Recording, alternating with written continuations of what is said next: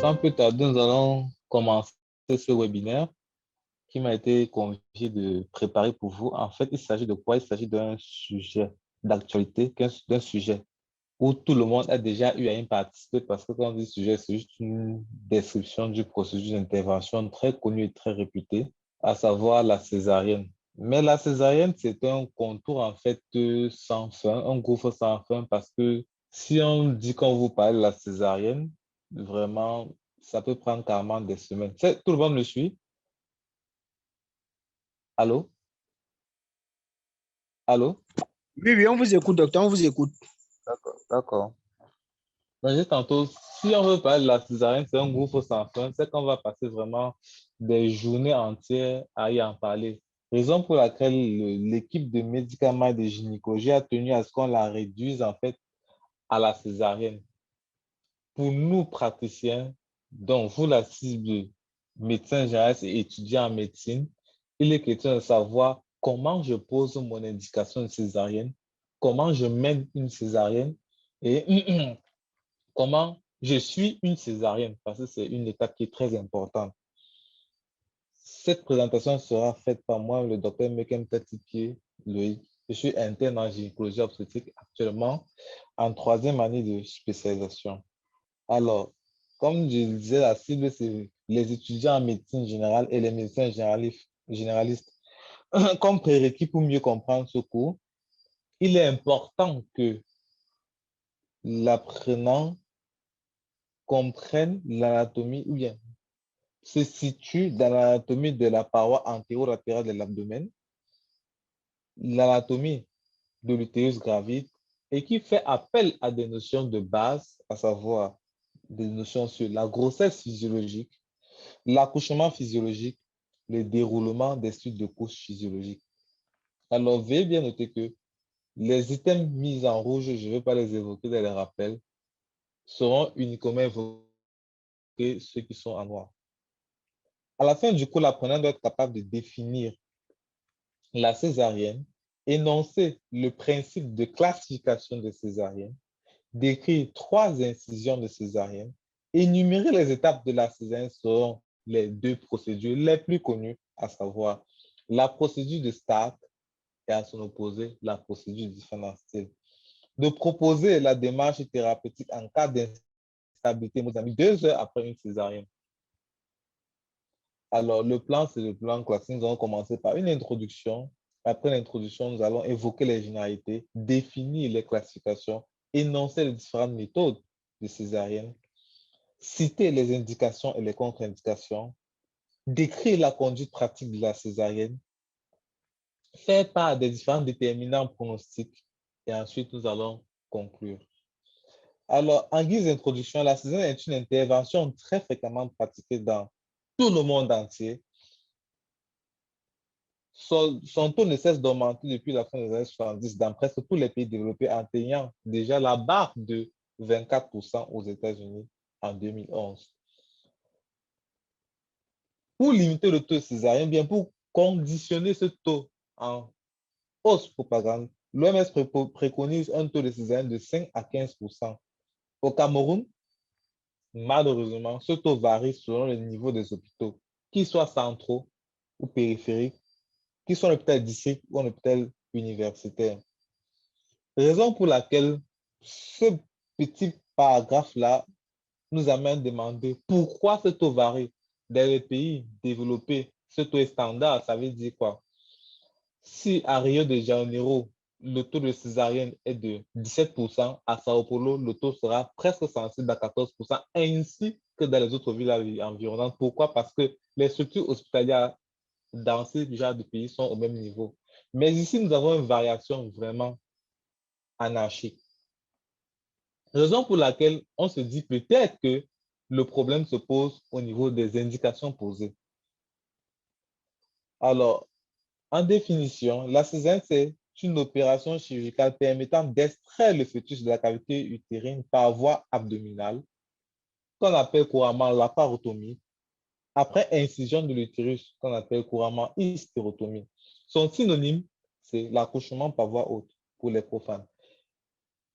Bien sûr, de cette définition, nous devons exclure de la césarienne vaginale. Alors, l'intérêt de ce cours a deux intérêts. Tout d'abord, il a un intérêt épidémiologique car, comme nous le notons sur cette plaque, la césarienne est une opération chirurgicale très répandue dans le monde entier. Regardez bien les taux du Brésil, où nous avons le taux avoisinant les 45,9%. Le taux du Mexique, où nous avons le taux avoisinant les 37,8%. Les taux de l'Iran, où nous avons le taux avoisinant les 41,9%. Et en Afrique, on n'est pas des moindres, car dans tout le continent africain, tout récemment, le professeur Iloki l'a publié. Au Congo, ils avoisinent déjà un taux de 17,6% dans tout le territoire congolais. Au Cameroun, nous avoisinons déjà un taux global de 16,6%, soit sur le plan local, un taux de 10 à 14% à l'hôpital central, un taux de 12,7% au CHU en 2004, un taux de 17% à HDOPIS en 2015. Et tout récemment, le professeur Kenfa a publié une étude sur l'évaluation de la qualité de la césarienne où dans la zone rurale, le taux avoisine les 19,6%, un taux largement supérieur au taux des hôpitaux de référence. Notre intérêt, c'est un intérêt pronostic car la césarienne, c'est une intervention qui permet de sauver la vie de la mère et de l'enfant et qui contribue à la réduction de la mortalité maternelle. Après ces intérêts, il est important d'avoir certaines notions de base pour pouvoir continuer cette leçon. Donc, la première leçon est celui de la paroi abdominale antérieure. Alors, si je décide de faire une incision de la peau jusqu'au péritone pariétal, quelles sont les structures que je retrouve? Ça, c'est une question qu'on pose généralement au 4e année, au 5e année lors des évaluations. Premièrement, j'ai la peau. Deuxièmement, la graisse sous-cutanée. Troisièmement, l'aponévrose musculaire. Ensuite, les muscles grands droits, suivi de la graisse prépéritoniale et enfin le péritone pariétal antérieur. Sur ce schéma, nous voyons ces différents muscles en avant, comme l'on dit, les muscles grands droits de l'abdomen, de part et d'autre. Le muscle oblique externe en dedans, le muscle oblique interne et encore plus en bas, le muscle transverse de l'abdomen. Sur la coupe transversale de l'abdomen, à droite, nous pouvons bien voir justement cette structuration. Alors, ayant balayé l'anatomie de la paroi antérolatérale de l'abdomen, il est important aussi de mentionner aussi l'anatomie de l'utérus gravide où nous voyons un utérus qui a une taille augmentée contenant un fœtus. Alors, il faut noter que lorsque l'utérus est gravide, il a ces mêmes parties que vous connaissez, le corps, l'isthme et le col. Mais l'isthme change de nom, devient ce qu'on appelle en deux le segment inférieur. Ce segment inférieur, c'est quoi? C'est la partie basse amincie de l'utérus gravide à terme située entre le corps et le col de l'utérus. C'est une entité anatomique et physiologique créée par la grossesse et il disparaît avec elle. C'est la région de choix pour l'hystérotomie des césariennes, mais aussi pour les ruptures utérines. Nous avons balayé de manière brève les généralités de la césarienne. Maintenant, nous abordons les classifications. Sur le plan topographique, la césarienne peut être classée selon sa voie d'abord. Elle peut être extra-péritoniale, type de césarienne qu'on fait très rarement en milieu d'Afrique noire, mais les Maghrébins la pratiquent beaucoup. Elle peut être intrapéritoniale ou vaginale, qu'on appelle encore l'opération de Dursen. Selon le siège de l'incision utérine, elle peut être corporeale classique, segmentaire médiane ou bien segmentaire transversale basse, qui est le siège de l'incision utérine la plus pratiquée. Alors, comme autre classification sur le contexte, nous pouvons avoir la classification de Robson. Ça, c'est juste à titre de complément d'information. Ce n'est pas vraiment l'objectif, mais il faut que vous le sachiez. La classification de Robson qui permet d'évaluer la qualité des césariennes ou bien la pertinence des indications césariennes. Et de notre côté, la classification ROF, rouge, orange, vert. C'est une classification qui est beaucoup utilisée dans les pays européens où pour chaque code, il y a des protocoles déjà préétablis. Ça veut dire quoi? Si par exemple, je suis en salle de travail et que je constate une bradycardie fœtale, lorsque je sonne la lettre pour le code rouge, toute la maternité au courant déjà de la procédure à faire pour que dans les 15 minutes, la patiente doit être au bloc et dans les 5 minutes, l'extraction fœtale ait lieu. Donc, c'est un peu ça. Bon, maintenant, nous avons encore des vues du sujet, les méthodes que nous utilisons pour faire une césarienne. Nous allons diviser en deux. D'abord, les incisions, ensuite, les techniques de césarienne. Mais les incisions sont généralement cutanées, pour la plupart sous-ombilicales, parce que je n'ai pas évoqué aussi, mais nous avons des césariennes qui peuvent être faites avec des incisions supra-ombilicales. Ça, c'est généralement pour les obèses. Alors, les incisions sous-ombilicales peuvent être médianes ou bien sus-pubiennes transversales. L'incision la plus utilisée est celle justement sus-pubienne que vous connaissez tous, qui est l'incision de Van Astel. Elle est faite comment? À 3 cm au-dessus du pubis, avec une longueur avoisinant les 12 à 14 cm à distance des épines iliaques antéro-supérieures. L'incision doit être arciforme et concave de telle manière qu'elles épousent les lignes de langue en dessous pour faciliter la cicatrisation. Comme autre incision, nous avons l'incision de Bastien qui consiste à une ouverture transversale de tous les plans pariétaux avec des insertions sus-pubiennes des muscles droits. Et le péritone est incisé à ce niveau transversalement. Maintenant, comme autre incision que vous devez tenir, cette incision, c'est l'incision de Mouchel qui consiste à une incision transversale dans tous les plans, notamment une section des muscles grands droits au-dessus de la naissance des pyramidaux. Généralement, on utilise cette incision lorsque nous constatons que nous ne pouvons pas avoir une ouverture assez importante du péritone pariétal antérieur pour mieux visualiser le segment inférieur. Généralement, on a recours justement au Mouchel pour pouvoir agrandir cette ouverture et pour faciliter l'extraction fœtale.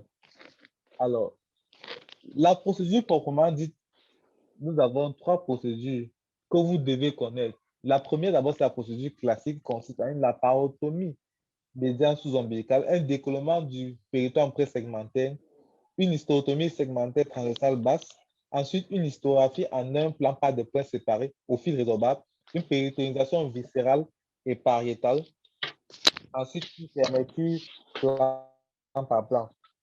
Alors, ça, c'est ce qu'on faisait dans le temps ou bien ce qu'on fait dans les zones à ressources très limitées. Ce que nous faisons généralement en métropole, c'est une laparotomie médiane sous-ombilicale avec un décollement du péritone présegmentaire.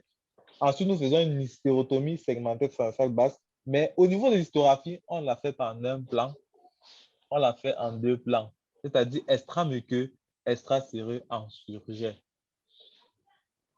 Et ça se fait avec du fil résorbable, notamment un gros fil avec des tailles variant entre 1, 2, voire même 3. Le reste, c'est justement, comme vous voyez, on fait une péritonation viscérale avec un fil résorbable, notamment le 1, le 2, 0, et ensuite on fait une fermeture par étape, plan par plan. Alors, la procédure de Van Astel est l'une des procédures les plus utilisées, qui est la procédure puriste utilisée par tous les maîtres, qui consiste en quoi? À une incision cutanée arciforme à 2 travées de dos au-dessus de la ceinture pubienne. En fait, il s'agit d'une incision de Van Astel, vous l'avez bien compris. Ensuite, une incision de la ponévrose, un décollement musculaire ponévrotique vers le haut. Ensuite, on fait une séparation des grands droits et une ouverture du péritone. On fait une incision du péritone pariétal antérieur. Le reste suit la césarienne classique, comme je vous l'ai décrit dans le contexte de la métropole. Comme autre technique, c'est la procédure de Stark, qui est la technique modèle actuellement, la technique même la plus utilisée. C'est une technique en fait qui consiste à des gestes vraiment très réduits et qui permet de gagner en temps.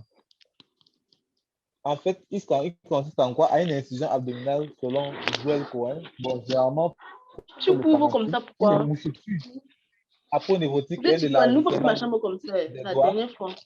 une ouverture du péritonne pariétal au doigt, ensuite une hystérotomie sans décollement vésico-utérin, photographie en un plan avec un sujet bien sûr. Maintenant, il y a une noté ici vraiment que cette particularité diffère de la procédure de Francis, dans le sens où dans le Francis, on repéritonisait tous les plans. Ici, le périton viscéral est laissé, le périton pariétal est laissé, on ferme uniquement la ponévrose de la peau, c'est tout. Alors, si nous voulons comparer ces deux techniques, au niveau de la peau, on fait une incision curviline de travers de doigts dessus la symphyse pubienne, des misgraphes sur le joyau Cohen, mais généralement, ce qu'on fait, c'est que dans les deux, on fait le phalanstyle, les deux techniques, on fait le phalanstyle, l'incision phalanstyle. Dans le phalanstyle, on fait une incision complète jusqu'à la ponévrose. Ensuite, au niveau de la ponévrose, on fait une incision transversale jusqu'aux obliques de 12 à 13 cm avec un décollement crânio-caudal des muscles grands droits. Ensuite, au niveau des grands droits, on fait un écartement transversal. Au niveau du périton pariétal, on fait une ouverture au ciseau. Et au niveau du périton viscéral, on fait une incision transversale. Le misgrave Ladache, c'est tout simplement ce qu'on appelle généralement la déchicotomie, donc incision de Joël Cohen, incision à 2-3 cm jusqu'à la ponévrose. Ensuite, on ouvre tout avec les doigts et puis on écarte transversalement le grand doigt. Et l'ouverture du périton pariétal se fait par division digitale et on tombe directement au niveau de l'utérus. Et là, on fait des décollements vésico-utérins, on fait une hystérotomie et puis on fait l'extraction fœtale. Alors, comme je disais, j'ai fait une boute là, désolé. L'hystérographie dans le phalanstyle se fait en deux plans, extramuco et extrastérieur. Or, dans le misgraphe, la dash, ça se fait en un plan. Le périton pariétal est fermé jusqu'à la peau, plan par plan. Par contre, dans le misgraphe, la dash, on laisse le périton pariétal et le périton viscéral, on ferme la ponévrose et ensuite, on ferme la peau avec les points séparés. Alors, pourquoi on préfère plus la technique de Stark par rapport à la technique de phalanstyle? D'abord, par rapport à son gain de temps, nous notons justement que le temps induction naissance dans la césarienne selon phalanstyle est de 9,2 plus ou moins 4 minutes en moyenne. Par contre, dans la césarienne selon Stark, on est à 3,2 plus ou moins 2 minutes en moyenne. La durée de l'opération dans la césarienne selon phalanstyle est de 52,8 plus ou moins 23 minutes en moyenne. Or, dans la césarienne selon Stark, elle est de 26,4 plus ou moins 6 minutes en moyenne. Dans la technique de phalanstyle, on utilise 14 instruments. Or, dans la césarienne selon Stark, 8 à 9 instruments. Dans la césarienne selon phalanstyle, on a comme complication primordiale les hématomes qui fusionnent à 5%. Or, dans celle selon Stark, on a 0%. Dans la durée du séjour hospitalier dans la césarienne selon phalanstyle, nous sommes à 7 à 9 jours. Par contre, dans la césarienne selon Stark, nous sommes à 5 à 6 jours. Ça, c'est une étude qui a été publiée par un grand frère Maghrébin, Kazadi, dans la médecine d'Afrique noire. Bon, il faut noter que ces différentes, en fait, cette comparaison souffre de quelques problèmes. Le premier problème, c'est généralement, tous les livres disent que la technique de phalanstyle et la technique de Stark peuvent être adaptées dans tout type d'utérus, ou bien dans tout type de plante césarienne. Ça veut dire quoi? Pour une utérus blanc, c'est-à-dire qu'on n'a jamais fait une opération, on peut utiliser la technique de phalanstyle de Stark. Mais sur un utérus cicatriciel, beaucoup de livres s'accordent sur le fait que la technique de Stark ne peut pas aller à ce niveau-là. Pourquoi? Parce que faire justement cette incision à 2 à 3 cm au niveau de la ponévrose et faire un écartement digital, c'est très compliqué. Car quand on a déjà subi une opération, généralement, les tissus sont remaniés et nous avons une importante fibrose au niveau de la paroi antéro-latérale de l'abdomen. Donc, ce qu'on préfère, c'est chez une patiente qui n'a jamais été opérée, on utilise généralement la technique de Stark, car là, il n'y a pas de fibrose. Nous pouvons utiliser une digitoplastie de manière efficiente. Par contre, dans le cas de l'utérus cicatriciel, bicicatriciel, tricicatriciel, le lead est attribué à la technique de phalanstyle. Dans une étude qui a été publiée par le professeur Bois en 2014, où il comparait dans les utérus unis, bi et tricicaticiels, en fait, la technique de Falancy par rapport à la technique de Stark, ils ont remarqué que dans la technique de Stark, sur ce genre d'utérus, on avait plus de complications par rapport à la technique de Falancy, où on allait pas à pas et on reparait aussi en plan par plan. Bon, les indications césariennes, ceux dont nous sommes en train de faire cet exposé aujourd'hui, sont divisées en deux. Les indications programmées et les indications d'urgence. Les indications programmées, nous avons les indications fétales, comme le placenta prévient de stade 2B, 3 et 4, la macrosomie avec un poids supérieur à 4 mg, la présentation de siège avec anomalie de la confrontation céphalo-photopelvienne, les malformations fœtales, siège et primipare, qui est vraiment discuté, la grossesse gémellaire avec J en siège, qui est très discuté aussi. Comme indication maternelle, nous avons la masse prévia, antécédent de rupture utérine, patient de VIH avec haute réplication, haute charge virale, patient avec primo-infection de l'herpès simplex virus, cardiopathie de stade 3 et 4 selon la NIHA, cancer du col et grossesse au troisième trimestre, antécédent de fissure obstétricale traitée, bassin rétréci et indication de convenance. Des indications de... Pardon, ça c'est un lapsus là. Des indications... Dans les césariennes d'urgence, parmi les indications, nous avons sur le plan fœtal une souffrance fœtale aiguë avec une dilatation inférieure ou égale à 8 cm selon les normes européennes, mais ici, c'est inférieur à 7 cm. Un échec de forceps pour anomalie du rythme cardiaque fœtal, un échec de grande extraction suivi de une présentation dystocique en cours de travail, une procédance du cordon avec fœtus suivant, une vasa prévia, un placenta prévia hémorragique, un placenta abruptio. Comme indication urgente maternelle, c'est généralement une éclampsie, plus souvent avec mauvais score de Bishop, une rupture utérine, une dystocie dynamique rebelle à tout traitement, ou bien un échec d'épreuve de cicatrice. Alors, beaucoup de gens disent que la césarienne n'a pas de contre-indication. Eh bien, elle a des contre-indications, parmi lesquelles nous avons un plateau technique qui est inapproprié. Si vous voulez vous aventurer, par exemple, dans une reculée, vous faites une césarienne où vous n'avez pas d'anesthésie, vous n'avez pas de pince, vraiment, ça ne vaut pas la peine. Un personnel non qualifié ou bien toutes les situations obstétricales ne nécessitant pas une indication de césarienne. Alors, pour conduire une césarienne, généralement, qu'est-ce qu'il me faut? Ou bien comment on la fait? Généralement, on la divise en phase pré-incisionnelle, la phase incisionnelle et la phase post-incisionnelle. Généralement, la phase pré-incisionnelle, on a déjà fait une analyse de la patiente, on en a posé l'indication. Ensuite, ce qui va dans le même cheminement, c'est la préparation de la malade, où nous devons d'abord faire un bilan préopératoire, à savoir les bilans de la crasse sanguine, une visite pré-anesthésique, une mise à jeun au moins 6 heures si c'est une chirurgie programmée, un sondage vésical, un rasage des poils pubiens et la présence d'un néonatologue ou bien d'une sage-femme.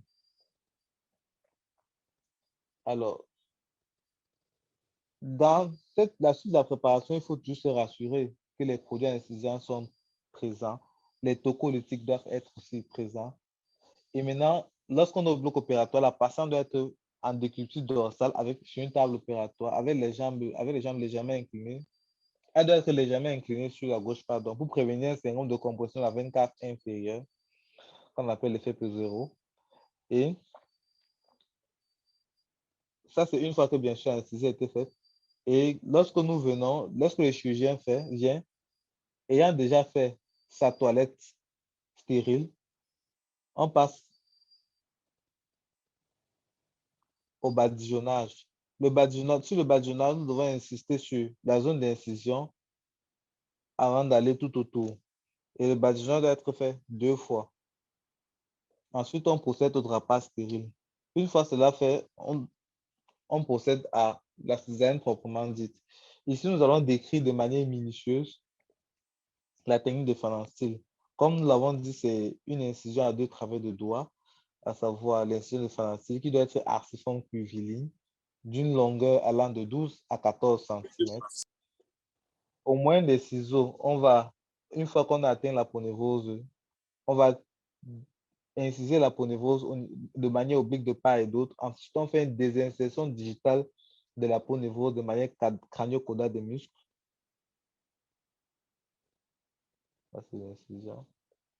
Ensuite, une fois cette désinsertion faite, on fait une séparation digitale des grands droits, les écartant transversalement. Ensuite, on fait une ouverture du péritonde pariétal avec soit une moucheture au ciseau ou bien de manière digitale. Ensuite, on met la valve sous-pubienne, encore appelée la valve de doyen, pour pouvoir protéger la vessie, et l'incision est réalisée au niveau du segment inférieur. Dans la technique de Francis, bien sûr, comme on l'a dit, on décolle d'abord le péritone viscéral utérin, où une fois le décollement fait, on appose la valve en avant.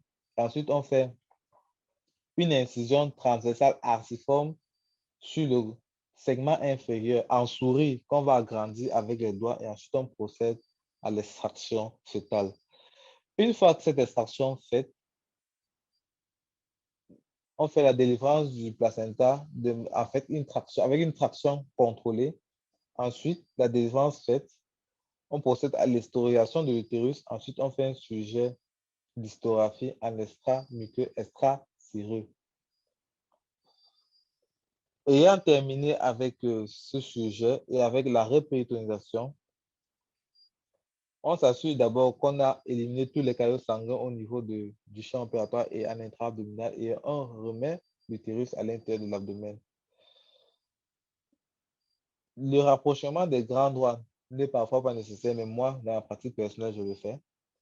Ensuite, Fanassi demande de ne pas rapprocher, en fait, mais moi, je le fais parce que j'ai remarqué qu'avec ça, j'ai moins de risque d'adhérence. Ensuite, on fait une fermeture de la l'aponévrose par un sujet au fil résorbable.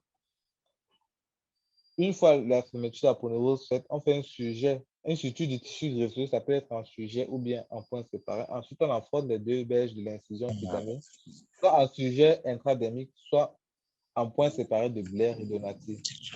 Alors, les soins post-opératoires, tout d'abord, tous les 30 minutes, il se fait tous les 30 minutes pendant 2 heures. On suivait d'abord le tonus utérin, les pertes sanguines. Ensuite, on passe à la surveillance des constantes, à savoir le pouls, la tension artérielle, la température. On suivait aussi la couleur des urines, ainsi que la quantité des urines émises. On poussait la surveillance de la conscience et on évalue la sensibilité de l'anesthésie pour voir si les effets de pré-anesthésiants sont complètement extinctés. Dans les premiers jours, à J1 à J2, on surveille la reprise du transit, les lochies, l'évolution utérine, qui est de 1,5 cm par jour pour la césarienne. On procède à l'ablation de la sonde urinaire à J1. Et ensuite, on continue la surveillance des paramètres vitaux. Bon, la numération, le contrôle, classiquement, est recommandé à J2, mais en pratique, généralement, on l'a fait si on pense qu'on a eu à avoir un saignement important au cours de l'opération, ou en péropératoire. Dans les premiers jours, il est important de suivre aussi les œdèmes de la douleur. Beaucoup plus de signes en faveur d'une maladie thromboembolique veineuse. Raison pour laquelle on préconise généralement un lever précoce à J2, J3 et la mise en place des héparines de bas poids moléculaire. La réalimentation, généralement, elle est recommandée à J2, ou bien peut-être s'il y a un incident péropératoire tel qu'une lésion intestinale, le tour peut être prise à J5 ou J4. La sortie, si pas de complications, est faite entre J4 et J5. Alors, en dernier lieu, nous allons voir le pronostic, où les déterminants du pronostic au cours d'une césarienne non seulement dépendent de l'indication à la césarienne, l'existence de comorbidité chez la patiente, du délai de prise en charge et du plateau technique. Dans le versant maternel, la césarienne elle-même contribue, nous le dirons toujours, à une réduction de la mortalité maternelle, mais elle est bondée de plusieurs complications infectieuses d'abord, telles que l'endométrie, parce que lorsque nous faisons nos césariennes, après l'extraction fœtale et la délivrance placentaire, généralement, nous avons l'habitude de faire une révision utérine. Bien sûr, cette révision utérine, je ne vous l'apprends pas, est un risque d'endométrite, un facteur d'endométrite. Comme autre complication d'infection, pour avoir l'infection urinaire qui peut être due au mauvais plaçage de la sonde ou bien au plaçage aseptique de la sonde. Le risque de césarienne itérative, car une femme qui a été opérée une fois a un risque très élevé d'être encore opérée une deuxième fois. Une insertion placentaire morbide. Insertion placentaire morbide, pourquoi? Parce que une fois une cicatrice de césarienne, une fois une césarienne déjà faite, la patiente est à risque de faire ce qu'on appelle une insertion morbide du placenta, tel qu'un placenta accreta ou percreta. Pourquoi? Parce que, étant donné que la continuité du muscle utérin a été interrompue par cette cicatrice-là.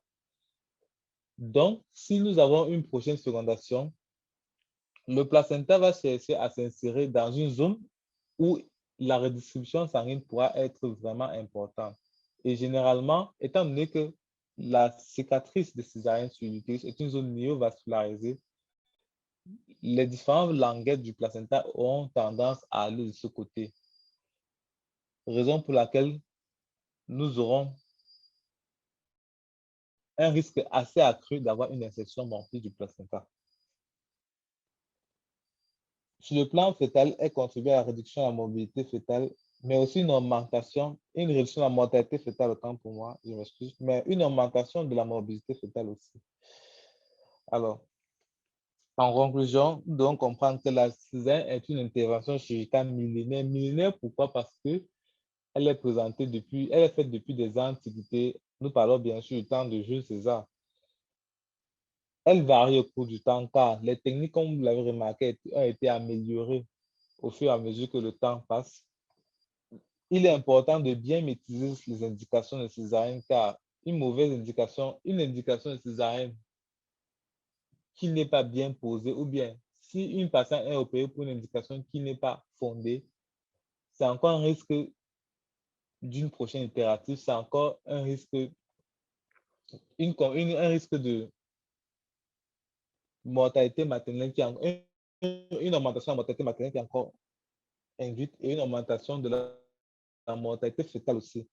En dernier lieu, il est important de faire une évaluation tout au long de la grossesse et en salle de travail de la gestante pour décider du mode d'accouchement. En termes clairs, toute patiente que vous recevez en consultation prénatale, d'abord, à la 36e semaine, c'est à ce moment-là que vous devez être déjà fixé sur le mode d'accouchement de cette dame.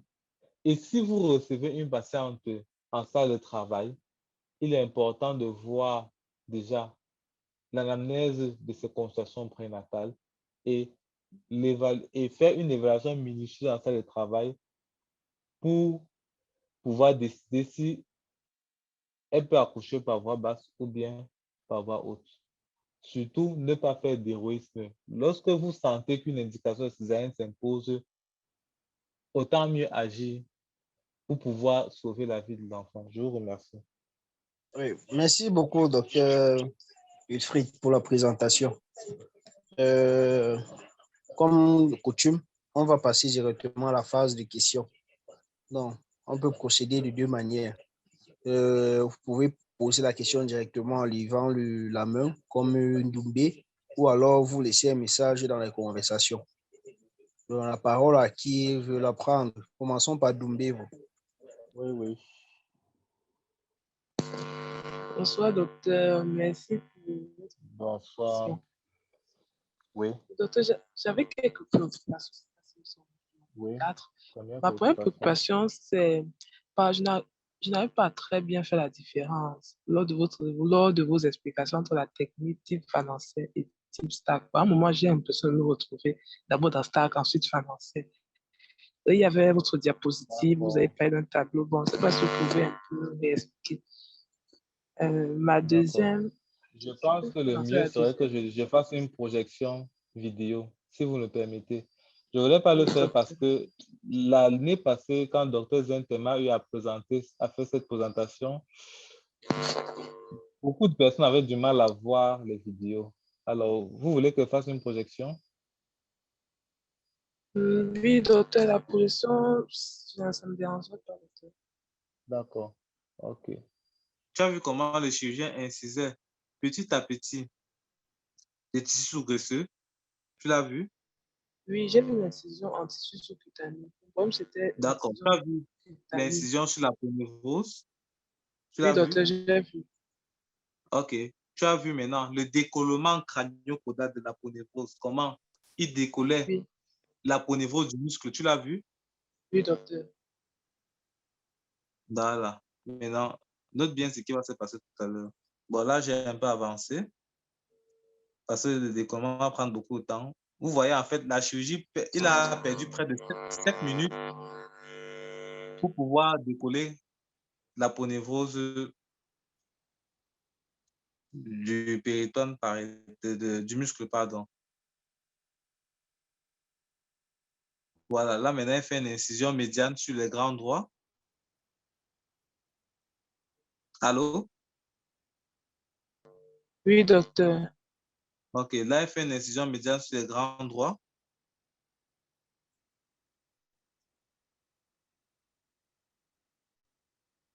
Et maintenant,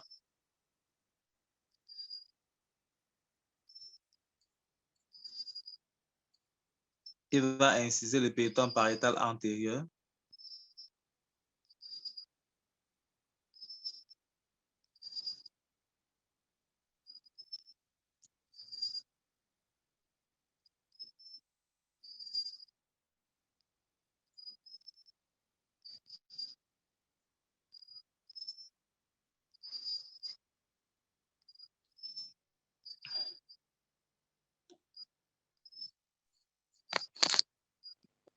Là, maintenant, il va faire l'ouverture du péritone pariétal antérieur, ce qu'on appelle scoliotomie antérieure. C'est comme ça qu'on appelle ça en termes techniques.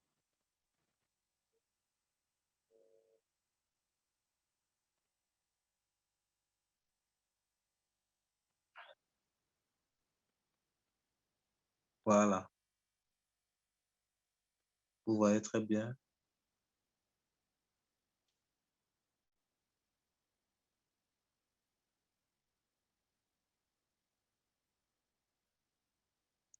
OK. Une fois cela fait, maintenant, on va écarter.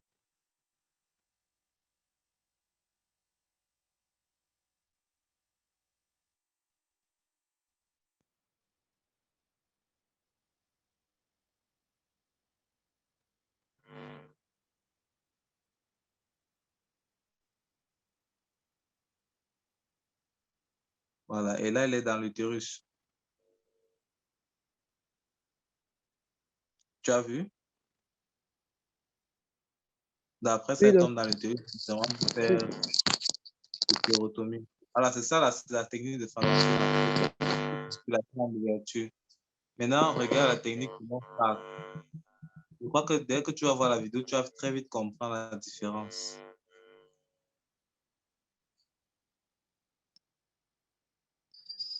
OK, regarde très bien le temps d'extraction et regarde bien les étapes. Tout d'abord, il fait une incision suspubienne. Ensuite, il l'incise au milieu de 2 à 3 cm jusqu'à ce qu'il tombe sur la peau névrose. Ensuite, il laisse une ouverture pour qu'on puisse voir les grands droits, l'air de tampon. Une fois que les grands on fait ce qu'on appelle la digitoplastie.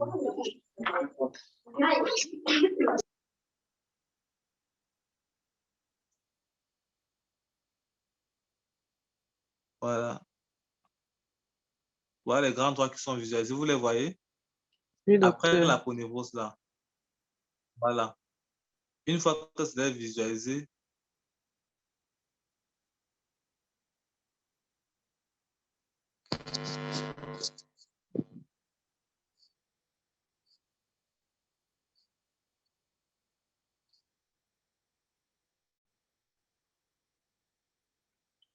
oh, dommage, l'aide nous cache un peu.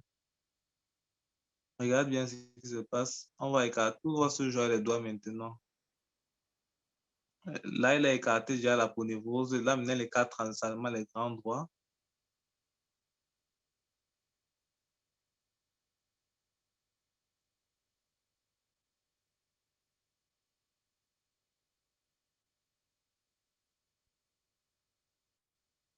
Et ils sont déjà au niveau du péritonde pariétal.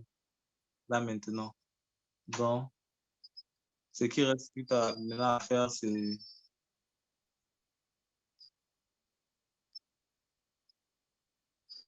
faire une division digitale du péritonde pariétal antérieur et hop, on tombe dans l'utérus. Bon, ils ont quand même un peu perdu du temps. On tombe dans l'utérus. Et là, maintenant, on va mettre la valve sud-soudienne, bien la valve de Doyen. Ouais. Tu as remarqué le temps. La dernière équipe a fait combien de temps? 11 minutes. Et ils sont à 3 minutes 5 secondes. Tu as remarqué? Oui, docteur. Allô? Voilà. Oui, docteur. OK. Oui, oui, j'ai Maintenant, remarqué. on fait, voilà. Maintenant, ils vont faire une dichotomie.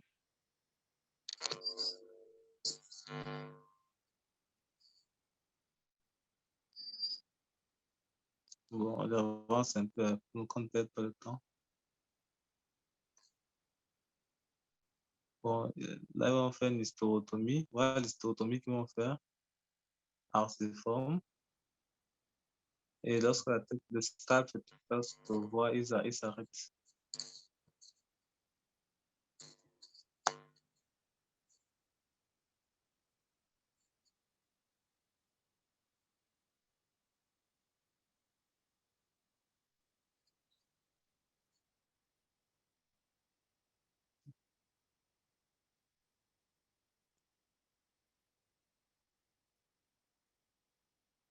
Là, c'est juste pour agrandir l'ouverture, hein. Mais généralement, une fois que tu as fait ce trou-là, tu peux le faire, continuer le reste avec les doigts.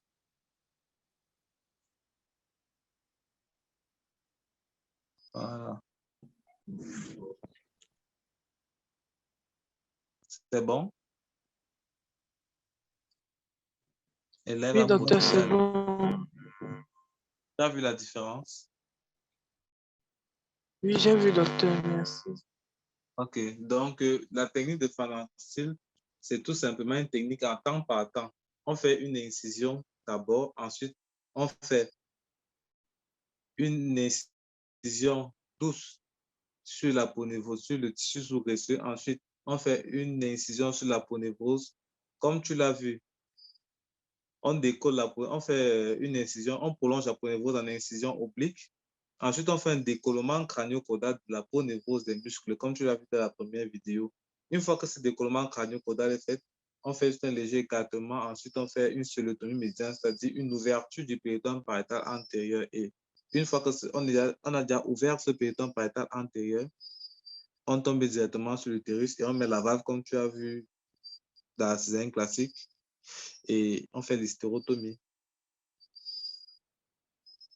Encore d'autres préoccupations? Je pense que c'est la première préoccupation. Oui, oui, docteur. Ma deuxième préoccupation, c'était est-ce que la fermeture du péritoire est obligatoire? Oui. Peu importe la technique. Est-ce que La fermeture du péritoire, peu importe la technique utilisée, est obligatoire? justement la technique de Fanacil recommande qu'on ferme le péritoine? Or, la technique de Stark, dans la deuxième vidéo que tu as vue, demande qu'on laisse le péritoine, que c'est un perte de temps, que ça va se refermer seul. Ça, c'est l'école de Stark. Mais maintenant, si tu as mon expérience personnelle, moi, je ferme toujours le péritoine.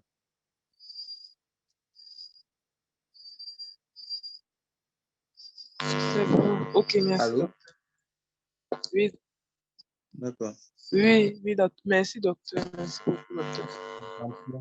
D'accord, tranquille.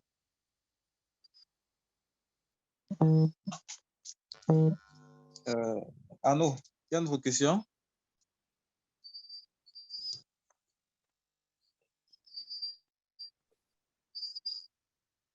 Bon, ok. Je vois dans le panel de discussion. Vous autorisez qu'on enregistre cette séance, s'il vous plaît. Bon, pas de problème. Merci pour la réponse, s'il vous plaît. Est-ce que vous me suivez? Est-ce que les héparines de bas poids moléculaires sont nécessaires lorsque le lever est précoce? Alors, ça, c'est une très bonne question.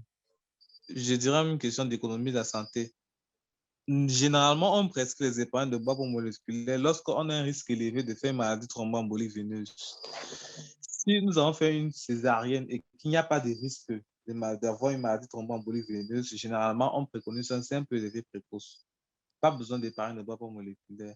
Mais par contre, si nous avons une patiente, par exemple, qui a une TVP, ou bien qui a une cardiopathie, ou bien qui a un BPCO, bref, une comorbidité pouvant être à haut risque emboligène, on est en droit de mettre une épargnothérapie de bas poids moléculaire. Allô? Je ne sais pas si je répondais à la question d'Eman Douga. Oui, docteur. Je ne sais pas si vous me suivez. C'est comme si je parle Non. au désert, là. Oh oui, je suis très bien. Je crois que ah non, là, je ne sais plus s'il est même connecté. Monsieur qui a D'accord. posé la question, je ne sais même pas s'il est connecté. Donc, je crois qu'avec Eman Douga, j'espère que ça va. Docteur, on ne vous entend plus. Bon, désolé, c'est quelques fautes techniques. Combien de césariennes une femme peut-elle faire? Très bonne question. Diane Sarah Sekda. Oui, professeur. Tout récemment, en 2020, c'était en juin 2020, une femme indienne, elle s'appelle Amapurama, professeur Amapurama, a publié un case report d'une femme chez qui ils ont déjà eu à faire 16 césariennes. Depuis là, moi, je n'ai pas encore vu ce record-là.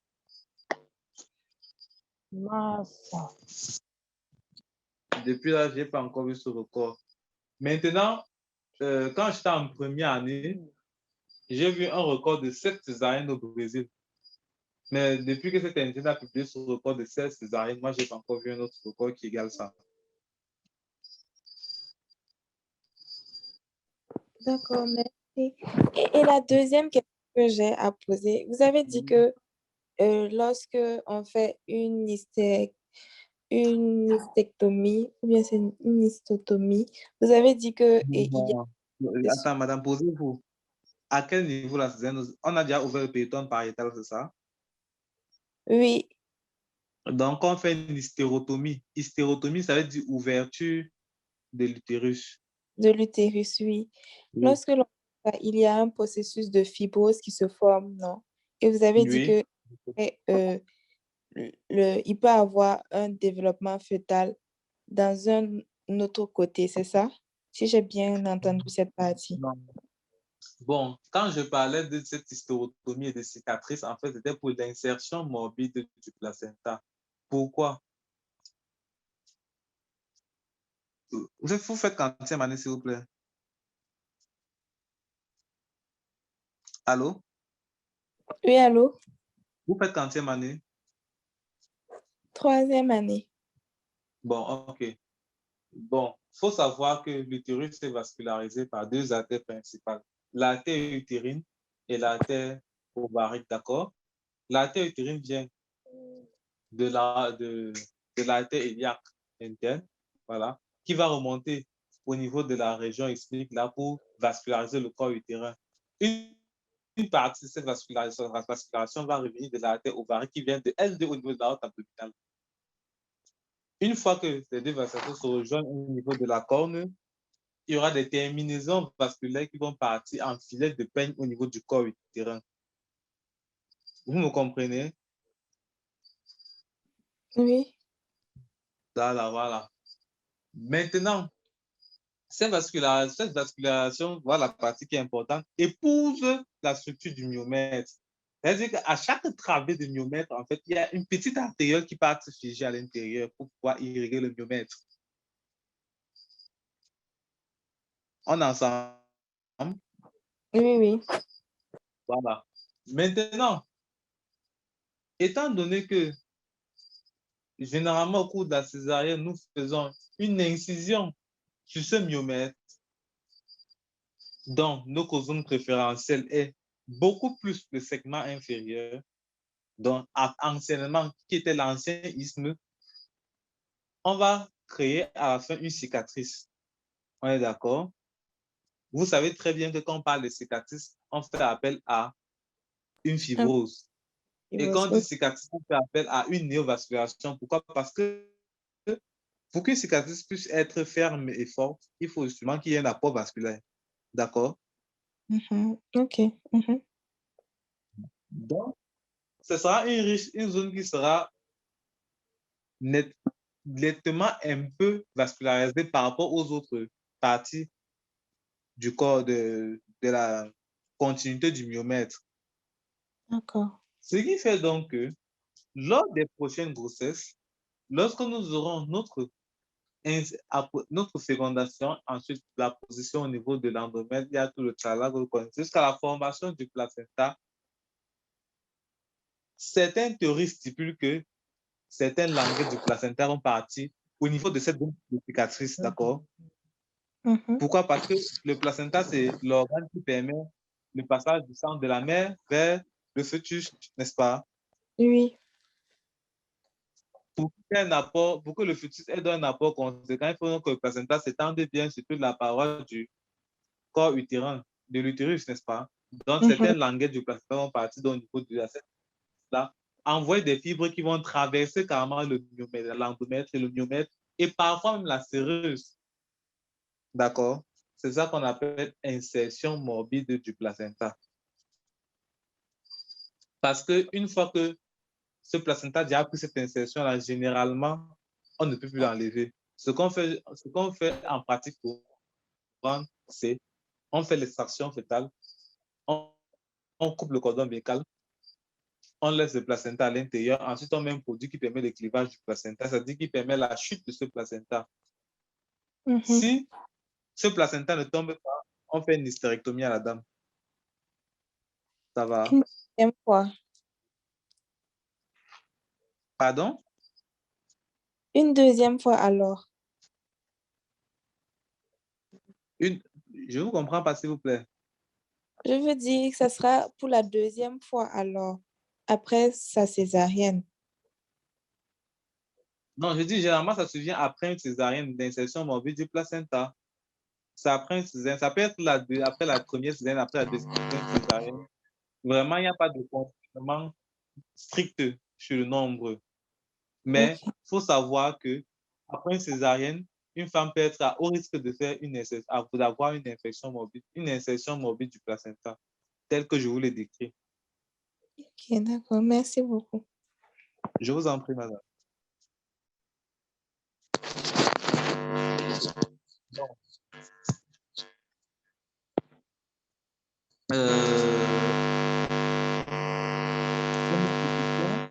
Malgré ces records, est-ce qu'il y a un consensus sur un nombre de césariennes que peut subir une femme? Très bonne question. Le consensus camerounais se limite à maxi 4 césariennes. Ouais. Une fois qu'on a déjà atteint 4 césariennes, ce qu'on propose à la dame, c'est une ligature bilatérale des trompes. 4, c'est vraiment le maximum. OK. Bon, Fabiola Matuente écrit hystérectomie, je ne sais pas ce qu'elle dit par là. Autre question, pourquoi le nombre de césariennes augmente tout? Tout simplement parce que parfois certaines personnes posent des mauvaises indications, c'est tout. C'est l'une des questions. C'est une des réponses autant pour moi. Et je pense que c'est l'une des réponses les plus probantes. Parce que si vous êtes dans une structure de santé, de césarienne qui atteint les 30%, ça veut dire qu'il faut revoir vos indications. Je ne sais pas s'il y a une autre question.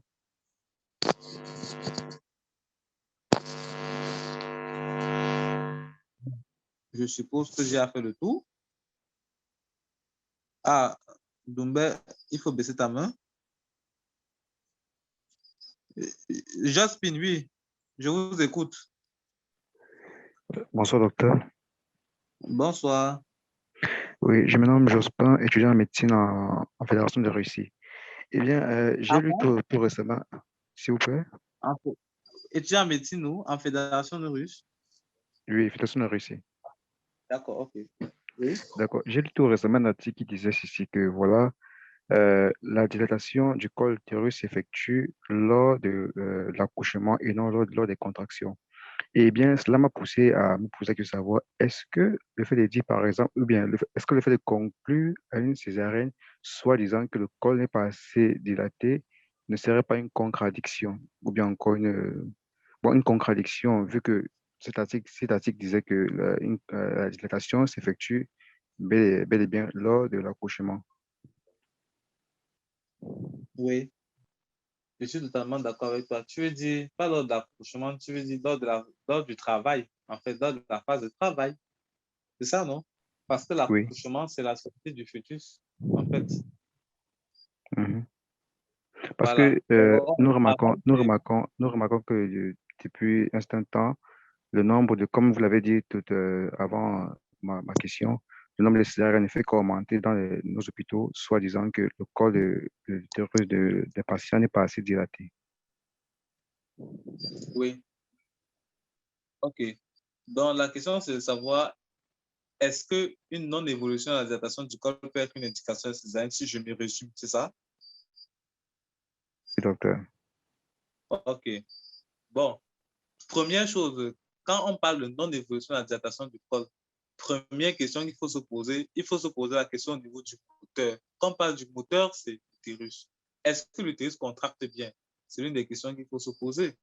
Maintenant, si cet utérus ne contracte pas bien et qu'on n'ait pas une bonne évolution au niveau de la dilatation cervicale, c'est que vous êtes devant un dispositif dynamique. Et dans ce cadre, ce qu'il faut faire, c'est tout simplement mettre des utérotoniques pour augmenter les contractions utérines, les rendre efficaces. Par conséquent, ça va jouer sur la dilatation du col. Maintenant, il peut y avoir des situations où on a un col cicatriciel. Ça a été décrit. Col cicatriciel dans le sens où vous avez peut-être eu à faire une incision sur le col pour peut-être faire, je ne sais pas, un accouchement vaginal. Elle a déjà eu à avoir des traumatismes sur ce col par la pince de Posey. Généralement, ces cols cicatriciels-là n'ont pas une bonne évolution malgré des contractions utérines efficaces. Donc, dans ce cas, on peut par exemple penser à une anomalie d'évolution du col et certains pensent que c'est une indication de césarienne. D'autres maintenant pensent que devant cette stagnation de la dilatation cervicale, malgré les contractions efficaces, même si on a un col qui est normal, on peut être en droit de parler d'une dystocie cervicale. Je crois que c'est là où tu voulais en venir. Allô? Oui, docteur, oui, docteur. Je crois que c'est là où tu dois en venir. Au niveau du terme dystocie cervicale, d'autres pensent que ça peut être une indication de césarienne. En contexte camerounais, c'est une indication qui est validée, mais dans aucune littérature, c'est validé. Le terme dystocie cervicale comme indication de césarienne, ce n'est pas validé. Ah. Pour les francophones, la dystocie cervicale n'existe pas. Quand vous avez un col qui n'évolue pas, il faut juste mettre les utérotoniques adéquats et ensuite le col va évoluer, c'est tout. Et il faut considérer aussi que dans nos pays, nous sommes en ressources limitées de cytocine, raison pour laquelle le seul utérotonique qu'on utilise pour la stimulation, c'est l'ocytocine. Je ne sais pas si je réponds à ta Ah, question. d'accord. Ah, mais d'accord, là, c'est plus clair parce que Si tu as des j'avais ambiguïtés, justement comme je cette. disais, hein. Non, non, bien sûr, là, vous avez parlé de répondre à ma question parce que là, je me posais la question de savoir est-ce que ce n'est pas. Et effectivement, je me dis c'est juste dû à un défaut d'équipement qui conclut à une césarienne. Parce qu'effectivement, l'article disait que le col Généralement, n'est pas assez. Pardon?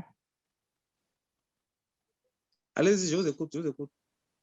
Oui, donc, selon l'article, le col se dilatait plus ou bien encore plus lors de l'accouchement. Et si par conséquent, on conclut à une césarienne, soit disant que ce col n'est pas assez dilaté, ça veut dire qu'il y a une contradiction et par conséquent, cette césarienne n'est forcément pas nécessaire. Donc, vous avez pu répondre à ma question, vous avez pu répondre à ma question et m'éclairer sur ce sujet davantage qui me pousse à savoir que voilà, En cas d'une mauvaise dilatation, on peut appliquer cette méthode qui pourrait conclure à un accouchement par voie basse. Merci bien. D'accord. Je vous en prie. Bon,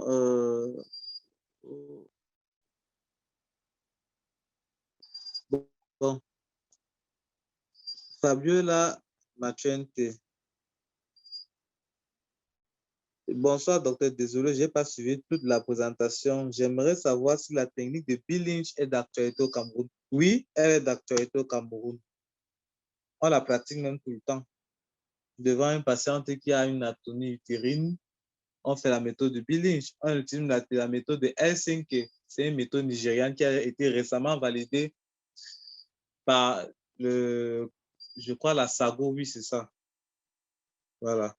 Et qui a apparemment des résultats meilleurs que la méthode de Christopher Bill Lynch, que ce soit le Bill Lynch classique ou bien le Bill Lynch modifié. Bon. Au Gabon, on utilise également le terme dystose cervicale. D'accord, ok, je ne savais pas ça. Merci de m'informer. Doumbé, j'ai une autre question, docteur, s'il vous plaît. Ok, Doumbé, je vous écoute. Oui, docteur, s'il vous plaît, j'ai un problème de terminologie. J'ai fréquemment Vous avez un entendu parler problème? de terminologie. Oui. En fait, j'ai fréquemment entendu parler de la méthode, quand on parle des techniques chirurgicales, la méthode de Van Hansen et la méthode de John Cohen. Or, lorsque vous avez présenté, vous avez parlé de la méthode de McDav avec l'incision de John Cohen. Donc, je veux savoir, est-ce qu'il y a une différence au niveau de l'incision selon les deux méthodes ou bien... Parce que j'ai essayé de chercher dans le net, j'arrive pas à faire la différence entre l'incision de Van Hansen et l'incision de John Cohen. Ok, ça c'est une très bonne question que tu me poses là. Allô? Oui, docteur. Allô?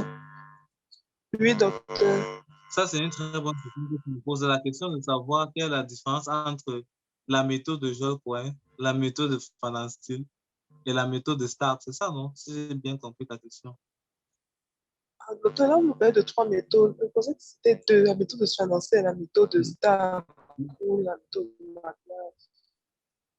Non, bon, peut-être que je vais bien. S'il te plaît, répète un peu ta question, quoi. Docteur, ma question, S'il te c'est plaît. ceci. Oui. On peut toujours parler Oui. de la méthode de Van Hansen et la méthode de John Cohen. Je comprends très bien la procédure, mais même c'est au niveau des terminologies. Parce qu'à un moment sur votre diapo, vous avez fait un tableau comparatif entre la méthode de Van Hansen et vous avez appelé la méthode de Stark. La méthode de Stark qui contient les Oui. de John Cohen. Or, je n'arrive pas à très bien faire la différence Oui. entre l'incision de John Cohen qui est dans la méthode de Stark et l'incision au niveau cutané Van Hansen. Au niveau de Attends, vous ne l'incision. comprenez pas bien la différence entre l'incision de Joel Cohen, qui est dans la méthode de Stark, et l'incision de Van Hansen, c'est ça? Oui, docteur, j'ai l'impression que c'est la même incision. Je comprends la procédure après l'incision cutanée. Je comprends la procédure après l'incision cutanée, etc. Mais au niveau de l'incision cutanée, John Cohen, je ne sais pas si on dit l'incision de John Cohen ou bien la méthode de John Cohen, qui est encore la méthode de Stark. Ok, je comprends. Il faut comprendre que l'incision de Joel Cohen, ce n'est pas une méthode en fait, c'est une incision tout court. Ce qu'on a couramment, c'est on a l'incision de Van Hansen qui est située à 2 travées de doigts au-dessus de la symphyse pubienne, d'accord? Oui, docteur. Maintenant, on a l'incision de Joel Cohen, d'accord? Qui est située à 3 travées de doigts au-dessus de la symphyse pubienne. Je ne sais pas si vous comprenez la nuance. Oui, docteur. Dans l'autre, c'est 2 travées, l'autre, c'est 3 travées. Maintenant, de ces deux incisions-là, on peut faire la méthode de Van Hansen et la méthode de Stark. Je ne sais pas si vous comprenez. Oui, c'est bon, docteur. Mais c'est bon, docteur. Tout diffère sur en fait, l'incision, c'est A et à part, la méthode est à part. Classiquement, dans la césarienne, ce qui est reconnu et validé, c'est les deux méthodes-là. Maintenant, par ailleurs, maintenant, on a des incisions. Mais toute incision suspubienne faite peut vous permettre de procéder à la méthode de Van Til et à la méthode de Stark.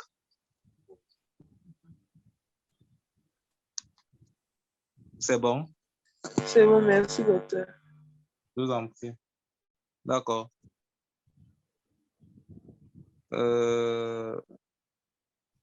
Bon. Autre question?